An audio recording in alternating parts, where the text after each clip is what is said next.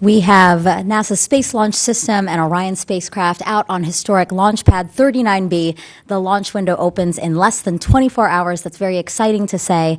It's going to be humanity's first step in going back to the moon. Good morning, and thank you for joining us live here at Kennedy Space Center. I'm Megan Cruz with NASA Communications. Liftoff of this first uncrewed flight test is currently targeted for Monday, tomorrow, August 29th, with a 2-hour launch window that opens at 8:33 a.m. Eastern Time. This briefing is to update you all on how the countdown is going so far. Our launch team got on console yesterday morning, and the countdown to launch started exactly at 10:23 a.m. Eastern Time. Here to take your questions are Jeff Spalding, Artemis 1 Senior NASA Test Director, and we have Melody Levin, Launch Weather Officer with the U.S. Space Force. Good morning. Good morning to you guys. All right, so let's kick things off with opening remarks. Jeff? All right, thank you very much. Well, listen, I am very happy to be back here again for the Artemis 1 launch countdown L-1 status brief. We've had a really good day on our first day of the launch countdown. Yesterday we picked up the count right on time at 9:53, and we started our clock at 10:23 in the morning. Since that time, we've been working really hard. We got the vehicles powered up and have been doing testing throughout the day and evening as we worked along. We did yesterday, you may have seen, we had some, I would call them kind of spectacular, amazing events as we do every day here in Florida. Some lightning things happened. We'll go ahead and I want to mention that up front. We did have some strikes that we recorded on our tower, lightning tower at the pad, working as it nominally should, and we did have those. We've been evaluating those through yesterday and through last night, and everything to date, it looks very good from a vehicle perspective. We haven't had to do any significant retest. We have a threshold that we look at to see what the magnitude of these strikes are, and we did not meet that criteria to have to do intensive or invasive type of retest. So we were able to work all of that yesterday very cleanly with our team, and our management team did approve last night that as well. Those occurred yesterday afternoon at about 1:14 or so in the afternoon. We had a couple events at 1:16. So so far everything looks really good, and as I mentioned, we have gone through and worked all of the evaluations that are normally done when we do have these type of lightning events. And hopefully we won't have any today, but we understand the weather. We'll be talking about that here next, and we'll see what that's going to bring us. We did do a little bit of retest, which included, we did some canary circuit checks, which are really just, those circuits are there to provide, if they've seen any type of voltage or things that might affect the vehicles. Those were all good. We did some walk downs, and then we did the analysis with our system experts as far as of all the data and what those lightning events were. So bottom line is we look really good, no issues, no concerns or constraints from the lightning events at this point. Let's see, so far I did mention we powered up yesterday. Later in the afternoon or last night, we did power up the RF systems on all of the vehicles, on Orion, on the core stage, on ICPS. Did those checkouts and tests. Those all went really well. We finished those into the early hours of the morning this morning. We did also work our engine final preps on the core stage yesterday, got through all of those, and again, those finished early this morning as well, at about 1 o'clock in the morning. We've done the battery charging on both Orion and the core stage. Those are complete. So that's all going really well and all as planned and on schedule. We are currently pressurizing our helium tanks on the core stage and configuring some of the umbilicals. We've looked ahead at the weather. We know we're going to probably get some later this afternoon. We did have quite a bit of work planned on second shift tonight. We're pulling some of that in to try to get those events going on some of the pad facility closeouts and some of the configurations that we do on some water systems and elevators and some of those other things. So we are trying to be very proactive, looking ahead and evaluating those things and adjusting as required, knowing that we might get some weather as we have the last few days. Let's see, we are going to continue later today with some of the Orion checkouts and some of the health checks that we do on those. Those are just standard and normal that we do. As we get into this tonight, we will be working towards cryo load, and the first part of that is getting on GN2 and inerting the vehicle. We're working those preps later second shift tonight. At about 9:45 or so, we'll be flowing GN2 to the vehicle to inert it to get ready for cryo load later when we get back in, after we get done with that, sorry. We will clear the pad at about 8:30 tonight, just in anticipation of the safe and arm device rotations that we do, which are normal planned things that we do before we get into cryo load. And that'll happen at about 10:30, and then we'll enter our 2.5-hour built-in hold at 10:53 tonight. I think we've talked about a few times that we did extend that quite a while back from when it was previously, but it's 2.5 hours starting then. Towards the end of that hold at 11:53 tonight, we're expecting to get a go from the launch director and MMT if everything looks good and they've evaluated all the criteria, and we are going to be go for cryo load. That's the timing that we would be looking for to get that, and then we would start the cryo load operations at that time with some of our valve configurations, getting ready to flow cryos. We start on the liquid oxygen side, and then a little bit later, about an hour and a half or so, we start on the hydrogen side on the core stage and work through that. Once core stage is done, then we fill the upper stage as well throughout the night. We do have the pre-press test scheduled for about 5:40 a.m. That test shouldn't take us too long. I think it's been talked a couple of times, but it's a test that actually is we do during the terminal part account, and we're just going to do it a little bit early just to get some and evaluate the data there and the performance of the valve, the valving as well, so we can kind of pre-select the positions of some of those valves as we get into terminal count. So that'll help us out a little bit there. We have some final guidance system aligns that we'll be working as we're doing tanking as well. We power up the range safety systems to do some final checkouts about 2 hours or so prior to launch. We'll work all through those as per our normal timelines. We do also have some of our final vehicle and ground configs that we'll do once we get to the hold. There's a hold at T-minus 10 minutes. It's 30 minutes long. That picks up at about 7:53. We do anticipate the opening of the window and hitting that at 8:33 a.m. We have a 2-hour window on our first day. If for some reason we do have to use subsequent days, our nominal plan is to go on the 5th. The opening of that window is at 12:48 local time. And, excuse me, the 2nd is the first opportunity, sorry. It's 4-day turnaround, and then the next opportunity will be on the 5th at 17:12, which is 5:12 in the afternoon. So that's kind of where we are. It's been a really good first day of the launch countdown. We're within 24 hours of launch right now, which is pretty amazing for where we've been on this journey. So our team right now is, I will say, super excited, and we are prepared for anything I think that throws at us. The 4 WDRs we've done in the past really, I think, have prepared us for the moment we're at now for virtually any situation that can come up. But we are excited. The vehicle's going to be ready. It's ready right now. Looks great to proceed with this inaugural launch of the Artemis program. Thank you. Thank you. Sounds like we're in a good spot. Thank you for that update. All right, Melody, how's the weather? Well, the weather's pretty decent this morning, but of course I will talk about the forecast for launch a little bit later. First, I'm going to talk about today, so let's go ahead and toss it off to the satellite imagery.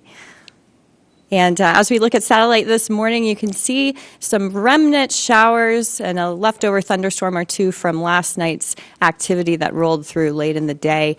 Also, as we creep forward in time, as we get to around 10 or 11 o'clock this morning, just like yesterday, we'll start to see some of those showers and possible thunderstorms forming along the East Coast. Something different has changed today, which we were expecting. We do have southeasterly flow in place this morning, and that will remain the case for tomorrow morning's launch attempt as well. So one thing that will benefit us today is, even though we're likely going to get rain, just like we almost always do in the Space Coast in August and September, the East Coast sea breeze will creep farther across the interior central portion of the state, and hopefully will give us a large block of time of clearing this afternoon. We may be examining the chance for some late night showers and maybe a thunderstorm or two somewhere across interior Florida, but most of the convective activity should be done for when we're looking to tank later on tonight. And with that, we'll go ahead and move on to the launch forecast for tomorrow morning. It's a pretty similar outlook from what I had yesterday, but I'm kind of slicing and dicing it for you. Basically, the beginning of the launch window, or just after 8:30 in the morning, has a 80% chance of favorable weather. As we creep forward in time through the 2-hour launch window, we just have a better chance of some of those offshore showers and maybe a thunderstorm or two creeping closer to the coastline, and also because across the spaceport, we're likely to have some billowing clouds form as we get into 10 o'clock and the 11 o'clock time frame in the late morning hours. So as usual, or just like yesterday, I do not have a backup forecast for you because that is a 5-day forecast now. I will have those estimates for you tomorrow if they are needed for the backup launch window. The one thing to note, though, is the forecast is largely going to depend on the evolution of the tropics, and also the time of day is going to be a contributing factor. The time of day for the backup launch window is around noon to 2 p.m.-ish time frame, when in general you can expect a higher probability of violation for weather, just because we're likely to have those showers and storms forming along the coastline during that time frame. So with that, I think that concludes my brief. I'll toss it back. Thank you so much. Thanks for that refined look at the launch window. So we'll take questions now. You know the drill in the room. Raise your hands, and we'll try to get a mic to you. And then we also have some people on the phone. Hit *1 to get yourself into the question queue. Okay, so we'll start with Marcia over there. Marcia Dunn, AP for Jeff. So there was no residual effects impact to even any of the ground equipment from the lightning strikes. And when you first saw the video or pictures of that, like, were you also worried that, you know, this is it, there goes our try? And lastly, brand new rocket, what's your take on whether it's really going to take off tomorrow? Weather, aside. All right, a lot of questions. So we have tested a lot of, including our ground systems. We went back and looked at those, and we've also walked them down, as we do when there are lightning strikes and we get to certain levels, just to make sure there's nothing beyond what we can see via the data that we may have missed. And so that's what we have done, and the systems went out and did that yesterday during the day as well. On top of that, we haven't seen anything on the ground systems that gives us any concern, nor on any of the vehicle as well. I would say whenever we see things that are as dramatic as lightning, right, we pay a lot of attention to it, as we should. And so that just for us kicks us off into the next mode for us to go and evaluate what happened. I'd say we've seen it enough through the processing flows that we just do, and are, not that we're comfortable with it, but that we are definitely well rehearsed at the process by which we go and collect the data, look at the data, see what we need to do from a vehicle and ground system perspective, and then move on from there, and then evaluate whether we have to do more after we've done all of those initial data collects. And that's where we got to yesterday and got through all of the initial parts, and then we looked good at that point. So, and I would say my thoughts are that we look great for tomorrow. Love the fact that the weather looks really like it's going to cooperate in the beginning of the window, and our job is to get to the beginning of the window, and that's what I'm going to try to get the team to do. Thank you. Irene. Irene Klotz with Aviation Week. Yesterday we were briefed about some communications reconfigurations that needed to be retested in Orion. What was the status of that, and what was changed, and why was it changed? There were a couple of different parameters that when our JSC flight control team, when we do our comm checkouts and those types of things, they have a command window in which they upload parameters that we need for guidance and a whole lot of other things that during that time frame. There were a couple of items that we saw late on the comm system that needed to be changed, and that it just goes in as part of that upload to the vehicle that occurred. And so I would say it's in the normal process for us to be able to do that, and that's what they were able to do as well. We can probably get some more specific data about the data parameters themselves if you need that. But what we can say is that we did complete that part of it, and right now everything looks good. So are there any outstanding issues at all now? There's no issues with that right now. No, I meant in general, beyond the comms checks. The only thing that we are looking at this morning is and we're not even out of spec, is on our helium provider that's at the CCF. Last night the helium supply pressures were a little bit low, so they have a vendor coming out to look at that.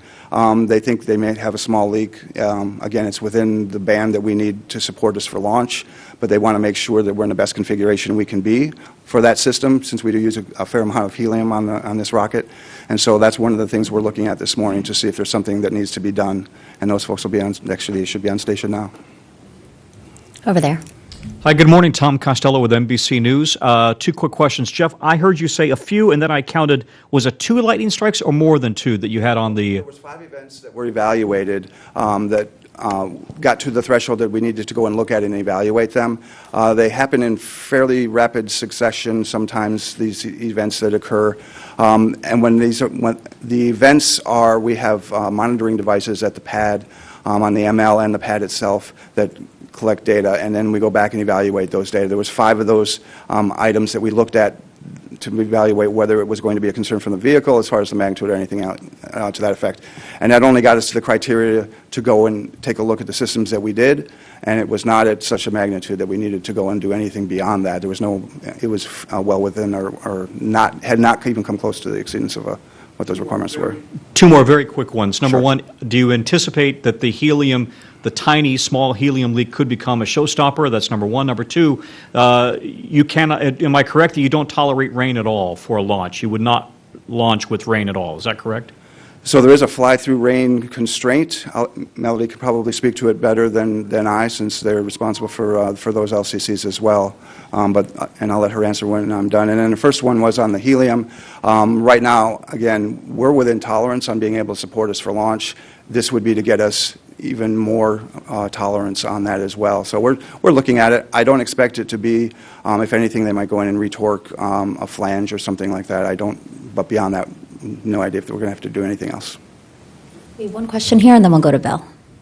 Hello, I'm Rebecca Morell from BBC News. A few quick questions. The first is, how many seconds before launch do the 4 RS-25 engines ignite? For the shuttle, it was about 5 or 6 seconds before. Yeah. Oh, sorry. Go ahead. Several questions. Just the second one, it's down to the seconds again, actually. If you do go at the start of the launch window, are you aiming for 8:33 exactly, or would it be like 8:33 and 15 seconds or 40 seconds, or, you know, just how exact is that number, if it goes there? Yeah, those are great questions. So the engines start, and it's a staggered start on the engines, about every 200 milliseconds in between the start times on the engines. But it's about 6.8 seconds when we'll be starting the engines up. And then the timing for the opening of the window and our T0 time that we'll be shooting for in the beginning is exactly at 8:33:00. Okay, Bill. First of all, if you were going to say something about the weather constraint or... For the fly-through constraint, that is true. There is a constraint. We can't fly through something we consider precipitation, which, if you're a meteorologist, we consider that 18 dBz on the radar. The thing about it, though, is we have to be flying directly through it. There's not really a standoff distance for that. So because of that, it does buy us a decent amount of real estate on the radar as far as finding the hole in the clouds for us to launch through. And also, a lot of times, it has to be right over the pad, because when we launch and we go up, right? And we oftentimes fly over these low clouds that have rain. So hopefully that answers your question. Bottom line is, it's not 100% ruled. You can have a little rain. You can't fly through any rain. You can't fly through any rain. Okay, Correct. good. Yes. Bill Harwood, CBS News. Jeff, well, 2 quick ones for me. For the record, the helium is on the ground side, I'm assuming? Yes. It's not in the COPDs? It's on the supply side, on the facility side. Yeah. You know, you've done a lot of shuttle countdowns back in the day, and this is a very similar countdown from shuttle, except, you know, the quantities are different, things like that. What are the 2 or 3 things you're looking forward to? And I won't use the word concern, but what are the things, if you had to rank things that you really want to get past this milestone, that milestone, what are you looking for tonight when you're on console? So okay, the first things I look at are the things that Melody is concerned about, weather, right? Because that gets us we can either get into tanking or not. I feel really good about tonight us getting into tanking and getting through that. The only things that we're looking at really during the count is we've had hydrogen leaks, you know, in some of the wet dress rehearsals. We've done our best to mitigate all of the concerns with those, with a lot of changes to the boots and to the lines and to a lot of different things. We've changed some of our evaluation criteria to give us more flexibility on what we can do. So that part gives us a little bit of something that we look at, and that as we go through and that we kind of evaluate. And then the rest of it is just everything else, right? We need to be on time. It's been difficult for a number of reasons as we've run through the wet dress rehearsals to get through all of the work with the constraints. The great thing is we have done an outstanding job addressing each and every one of those things that have caused us concern or delayed us for the reasons that we've had through those countdowns. And so we've got a lot of practice behind us. We've put those things behind us and addressed each and every one. So going into this, I feel like we are in the best possible configuration we could be to get to launch on launch day. So I feel that part I feel really good about. All right, we're going to go to 2 on the phone. We have Stephen Clark, Spaceflight Now. Hi, thank you. Stephen Clark, Spaceflight Now. What are, if any, what are the weather constraints for proceeding into cryogenic tanking tonight? The constraints for tanking tonight are mostly a temperature constraint we wouldn't even approach it because it's very cold. And also we have to have less than a 20% chance of lightning to tank. And that's a determination that my tanking LO Mark Berger would make tonight. Thank you, Stephen. We also have Arik Malek, Space.com, on the phone. Yes, hello. This is Tarek Malik with Space.com, and I think my question is for Jeff. This is the first flight of a new rocket. I'm just wondering if there's anything special you're planning to tell the team before you really get into the final phase of the countdown, or a little commemoration. How do you plan to kick things off tonight? Thanks. This is a special. It will be a special day tomorrow. It is every day, really, for Artemis, as we've been able to get into the launch countdown. Our team has been excited for a really long time about what they're doing and the way in which they're supporting this program and our ability to get back to the moon and put people on the moon. And so I get to work with a lot of folks that are a lot younger than me these days. I've been around for a while, and to see their faces and to hear their voices and the excitement that they have each and every day, because we ask a lot of folks, as a lot of the programs do, to get us to this point, and they've done an outstanding job. We'll talk to them a little bit. I know when I come on console, I'm going to walk around the firing room and talk to folks a little bit and share some of our stories that we can before I get on console and we get into the terminal part without disrupting them, obviously, too much from what they're doing. I would expect that we'll probably have some words towards the end as we're getting ready for the poll or coming out of that as well, so there might be some words there. But I don't have to do anything to get this team motivated or to get them prepared. They have done an outstanding job getting themselves in that position, and we're ready to go. Here in the front row.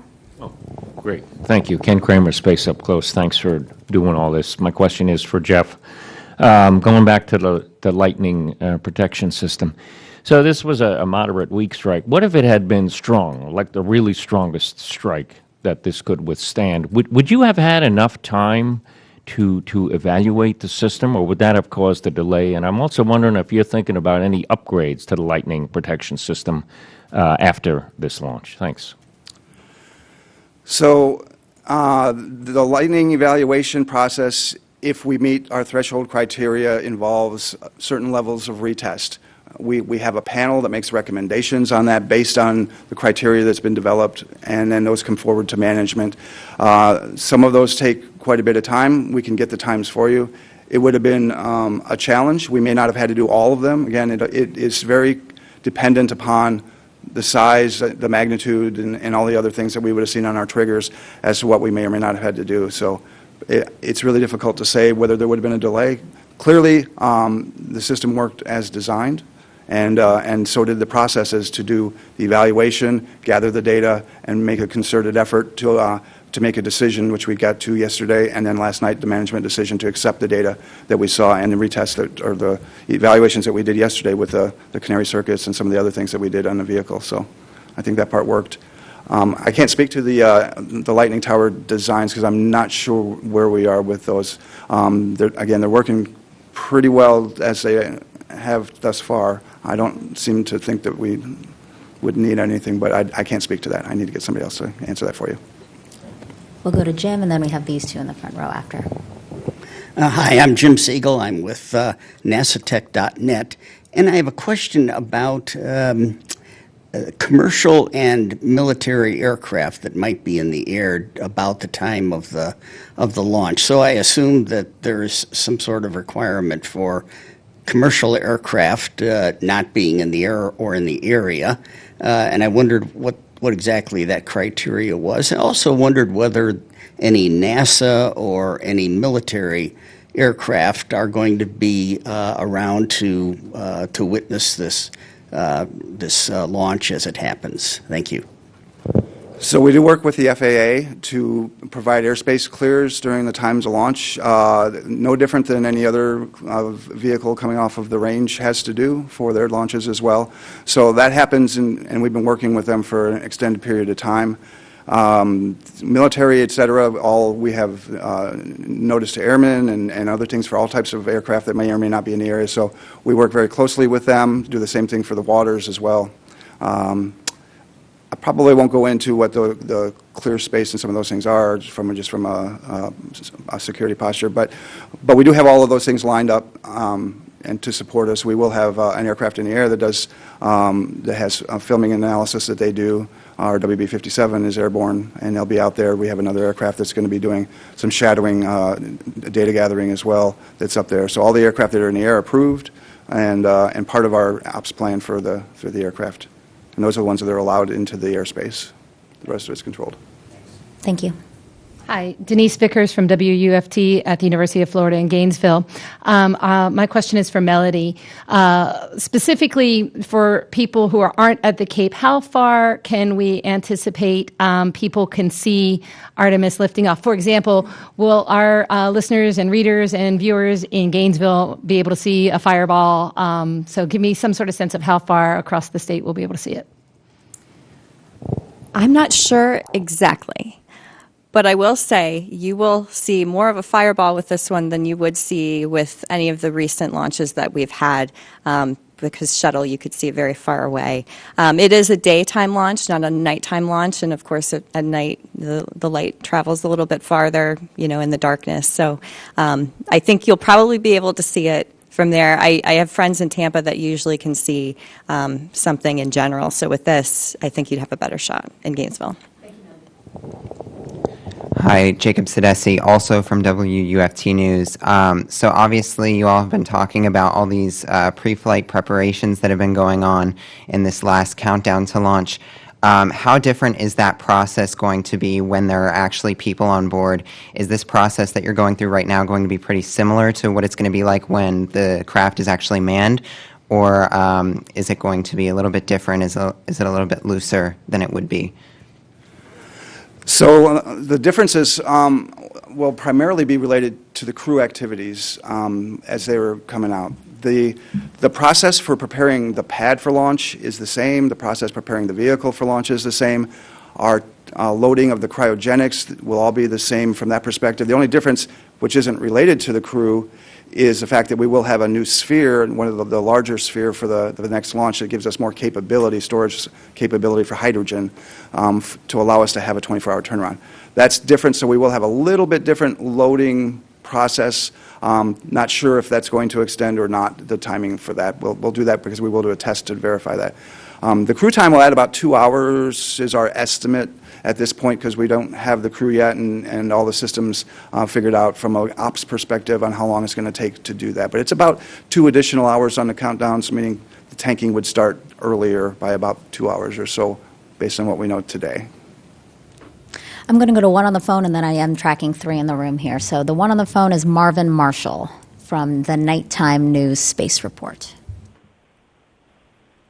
Hi, my name is Marvin Marshall from the Nighttime News Space Report here on twitch.tv.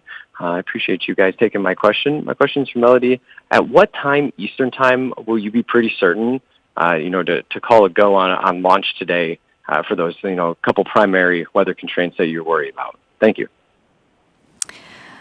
It's really going to depend on the evolution of the shower coverage offshore. I think around 5 a.m. will be the pivotal time because we'll really see what we're dealing with. Usually around that time frame, we see the max of the offshore land breezes colliding, and we'll be able to see what kind of showers we already have out there, and we'll be able to track them moving towards the space coast during that time frame. Of course, if we push later into the window, we'll have to adjust that time frame a little bit, but 5 a.m. will probably be a pivotal time for us. Thank you, Marvin. All right, over here in the room. Lucie Aubour for AFP News Agency. I just want to double check something from the briefing yesterday that Charlie said. If tanking doesn't happen for the launch window on the 2nd, she said launch could happen on the 3rd. I'm just wondering if tonight the tanking for weather concerns doesn't happen, could the launch be tomorrow? Yeah, well, I think you mean on the 30th, if you could jump a day. So right now, we don't have launch opportunities on the 30th, the 30th, the 31st, and the 1st. So our next opportunity would be the 2nd. And if you need more clarification on the other, let me know, but I think we're good. I'm John Bisney with the University of Florida Press. Maybe a question for Megan. Can you tell us where the Vice President will be watching the launch from, and would you expect her to speak to the team after in the firing room if you have a successful launch? Yes, I believe the Vice President will be watching from nearby here at the press site, and then I think the plan is to hopefully have her speak at the LCC, and we'll try to bring that to you live on the launch broadcast. Okay, and then over here in the front row. Oh, over here.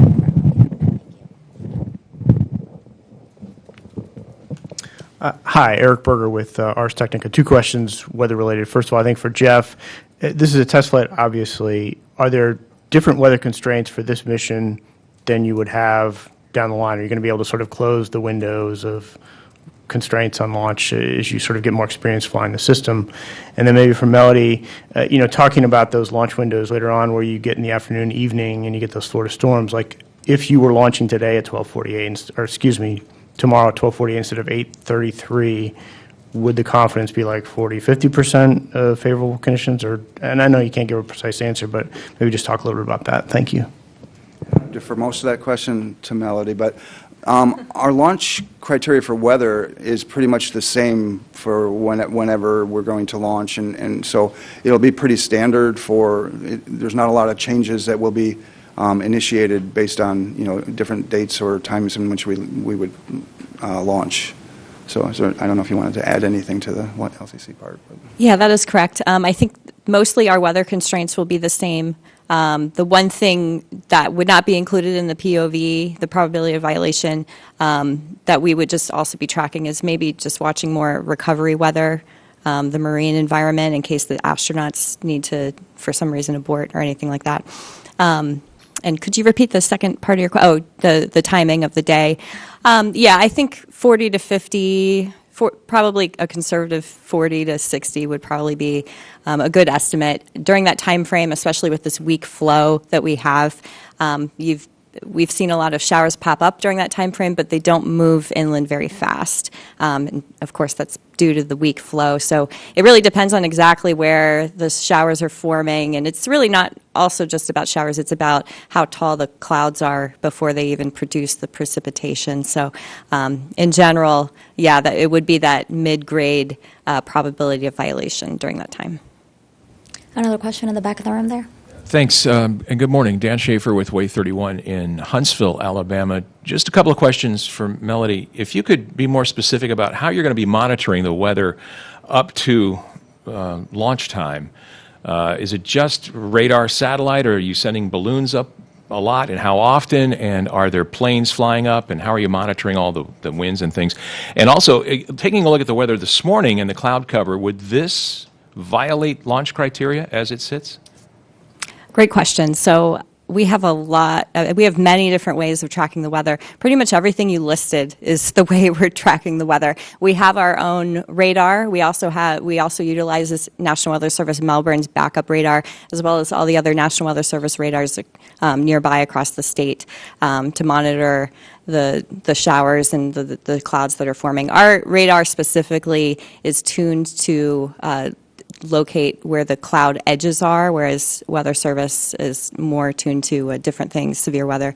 But yes, we're also sending up balloons. We also have something called T-DRIP, and we also have the 915 megahertz radars that are sensing the low-level boundary movement of the winds. We have a NASA-supplied jet that we can fly out to any concerning clouds to see exactly where the cloud edges are in case we're wondering if they're violating or going to violate. So, and we also have a Merlin lightning system that we use to track any cloud-to-cloud or cloud-to-ground lightning that is occurring. So we have all the tools to watch that kind of situation. And could you remind me of the second part of your question? Right now, Yes. could you launch with this kind of cloud cover? I'd have to look at it specifically, but I believe that even though a lot of those showers and thunderstorms are lingering along, I think it is farther away than 10 nautical miles from the flight path. So I think we would be okay. Of course, I don't have radar specifically in front of me right now, but I think we'd be fine. And the good news is a lot of these showers at night follow the warm waters of the Gulf Stream, and exactly where pad 39B is, it's kind of in that sheltered area of the cooler waters. Of course, we are in summer, so a lot of the waters are warm anyway, but it is a little bit of a shelter for the pad. Back corner. Hi, Lauren Gresh with Bloomberg. I'm wondering if you could clarify further those blackout dates you were talking about. I believe yesterday Charlie said there were other opportunities to launch that weren't just the second. Perhaps we misunderstood. Some of us thought that maybe there was an option to launch during those blackout dates. Can you just confirm that you cannot launch on those dates if we don't launch on Monday? Right now, yeah, the 8/29 tomorrow is our first opportunity. The next one after that's the second. Between the 2nd and the 5th, there are opportunities available, which I think Charlie was alluding to. And, for example, if we did not tank, for example, on the 2nd for some reason, we could potentially, like maybe weather, we could potentially come back the next day and try again, because that is a day if, in fact, we got the range and all the other things lined up for us to be able to do that. So there are other dates. If we tank, however, we have to take hydrogen to replenish the quantities that we've used, and that doesn't get us to the next day. So there's a lot to unpack in all of that, but that would then put us to the 5th, because we have to replenish and bring in tankers to replenish our hydrogen. Okay. And we have Marcia and then Irene. Marcia at NAP, Jeff. 5 events mean 5 strikes at the pad. Is that lightning-wise? Is that what you meant? 5 lightning strikes at the pad? These are the trigger. These are the recorded. We recorded 5 events on the monitoring system that we evaluated. Yes. So events meaning strikes. Yes. Got it. Okay. And if a strike, and Melody can correct me if I'm wrong, can produce multiple events, because it doesn't. It's not just one stroke. There's a lot of other things that can come off of the individual stroke. And if for some reason the engines ignite and then abort, right? Do you have to replace those engines and obviously roll back into the pad to do that, or not? And what kind of a hit would that take to do whatever you need to do to get back for your next attempt? Yeah, the plan is to, if in fact there were the case where we had an engine shut down, we would do the normal operations to get off the pad and come back to the VAB. We would be looking to change out those engines. That's the quickest path to get us back to flight. And the actual amount of days, I don't want to give you an actual number. I know we have that, so I think we can owe that to you, and then we can get that number. I just don't have it exactly in front of me. Yes. And then also we'd have to look at then where we line up with our launch periods, because we don't have all days in the months ahead. So there's a lot of things that would have to be evaluated once we get to that point. Okay, Irene. Thanks. Has NASA already talked to the 45th about launch opportunities on the 3rd and 4th, and is the 6th in the offing again? So we have available days that we have from a vehicle perspective and a mission and performance perspective that we can launch in, and those are the dates that you just alluded to. The range is always has to be negotiated, just because customers can come on and off the range very quickly, as we see with a lot of the customers that are here. So we would have to have that. We've had conversations to date as about those types of things. I don't have the details and how far or what that would mean for the range, but the range does a great job of supporting us for when we've asked for support. And how big is the Artemis launch team compared to Shuttle? And maybe if you can give us a little flavor of what it's like to be on this team with the younger people who may not have been through shuttle launches. What do you see as like different and what's very much the same?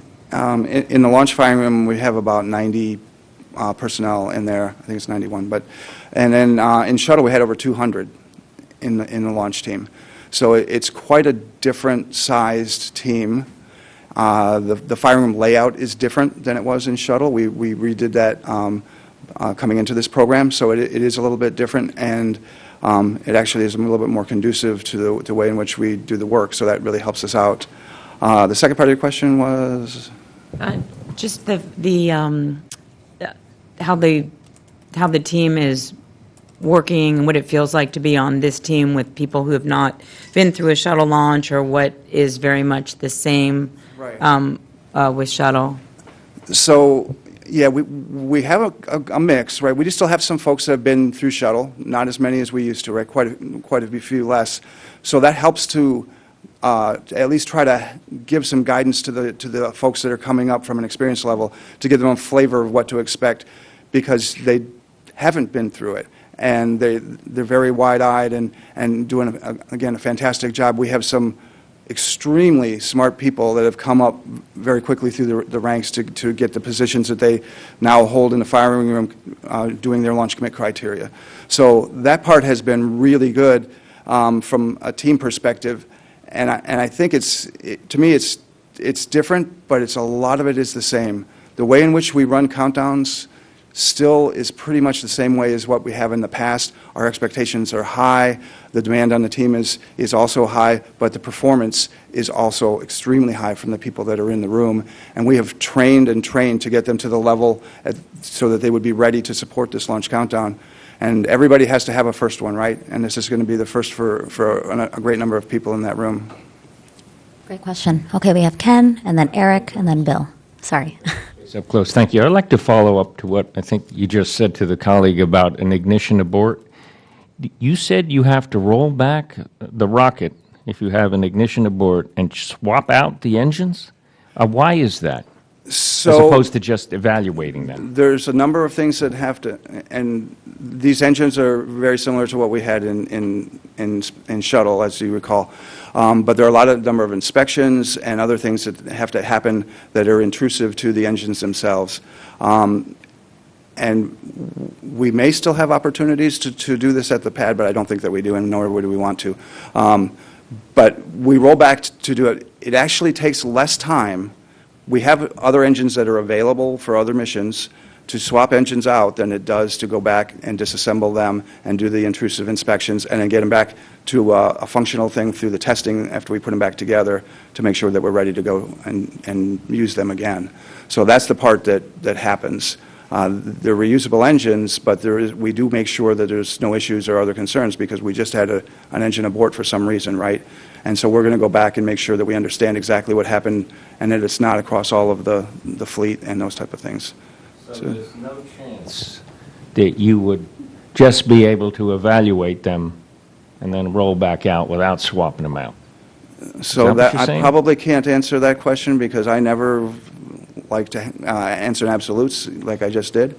So I don't think that, I think that I would have to say that we would go back. I didn't owe you that answer. The normal plan would be to go back. You don't want to be at the launch pad doing that type of work. We're talking about changing out engines and those type of things. Okay, Eric.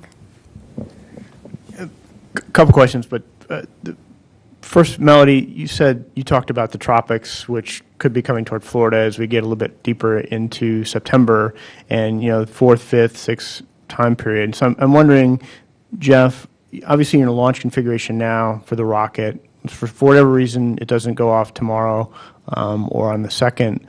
How long does it take you to get out of launch configuration and roll back to the VAB if you're concerned about weather?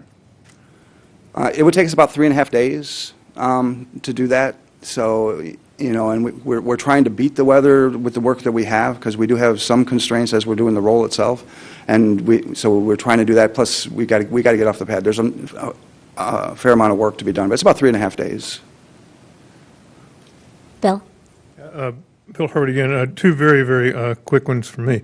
Is there a visual tracking requirement for this launch? In other words, if you were overcast but didn't have rain, is there anything that would keep you from going just because the cameras couldn't see it as it climbs out? Is there any kind of rule like that? And Jeff, remember, whenever there's GLS transition, we'd always hear the lady tell us that, and who is that person for ALS transition that we might hear on the net tomorrow? That's Alex Pandalos. Alex. Perhaps the smartest guy I work with in the firing room, so I say that all the time to him. But yeah, he is our GLS operator that keeps us on pace and keeps the ground launch sequencer and all the events that are happening there on track. Weather's not tracking any constraint for visual. But I mean, is there a rule like that for any SLS launch to be able to visually see the rocket? The range has requirements on the range safety side to be able to see the rocket during certain portions of the flight. In addition, we have trackers, we have a lot of other things. So when we say see the rocket, there's a lot of ways in which we can see and track the rocket through all of these different things. So there's a lot in that question when we talk about what that means to see it, but whether it's visual or whether it's other things. But there is a visual part. But during the initial part of launch, there's a lot of data that we lose there. And so we have actual observers even that are watching the vehicle in the very first parts of launch, because you lose telemetry and you lose a lot of things when you come off the pad due to the heating and the other things. So. Yeah, I know that. I just mean if you had a heavy overcast, but you didn't have precipitation and there weren't temperature constraints in that column, could you still launch? I guess that's what I'm with the cloud rules and a lot of other things, and Melody's well aware of what those issues are. Yes, we could still launch, as far as I'm concerned. And I'll take the last question from Tom. For the non-rocket scientists among us, other than Bill, who I think by now is a rocket scientist, can you explain for us if you have to abort before you've loaded all the cryos and then you have to abort? What's the process for making the vehicle safe for bringing down the liquid hydrogen? How do you deal with liquid oxygen? All of that. So if we make the decision that we're going to scrub, we can't go because something's not working as it is expected, right? That decision is made. We would issue a cutoff to the vehicle, which is something that can happen automatically in the end when the ground launch sequencer, as we were just talking about, is doing that for us and monitoring all those things inside of 10 minutes.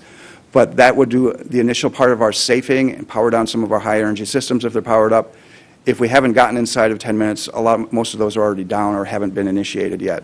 So that would happen at that point if we needed to go and work that. And then once we get through the initial safing, the rest of it is just configuring the valves for drain. If we've tanked all the way, we're continuing to still fill the tank. We call it replenish because it's always boiling off, right? We're losing the liquid hydrogen and oxygen through boil off because it's so cold, and no matter how well you insulate it, it's going to continue to boil off, and we vent that off. And plus, we're bleeding some of the hydrogen off. So we have that replenished, so we kind of stop that, and then we would start going into drain and initiate our vent and drain once we've secured and safed all of the systems that may have been up prior to that time. And then we just drain the vehicle, and then it's kind of working in reverse. We open the valves, and the other way we pressurize and send the commodity back to the tank. Okay, that'll do it. Thank you so much for the questions. Thank you, Jeff. Thank you, Melody. Again, the launch window opens in less than 24 hours tomorrow, 8:30 a.m. Eastern Time. So our launch coverage, our live launch broadcast will begin on NASA TV and our streaming channels at 6:30 a.m. And then for our Spanish audience, you can watch on NASA and Español's social media channels starting at 7:30 a.m. I hope you can join us. Thank you.